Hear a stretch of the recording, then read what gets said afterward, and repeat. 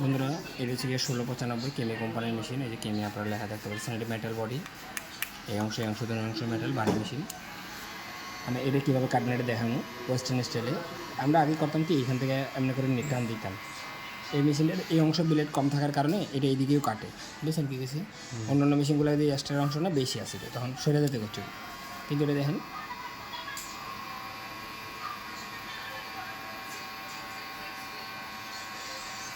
কী হলো, উল্টা সাইড দিয়েও কাটলো, মানে ব্যাক সাইডে যেটা সরে যায় ওটাও কিন্তু এই মেশিনে নিতে পারলো। বন্ধুরা এবার দেখেন এটা কত ফ্রেশ এবং কতটা শার্প হয়েছে, দেখেন। আমি কিন্তু এটা এখনও ব্লেড দিয়ে শেপ করিনি, কাছে নিয়ে দেখো কতটা জিরো হয়েছে এটা দেখুন। হ্যালো, ফোকাস দাও।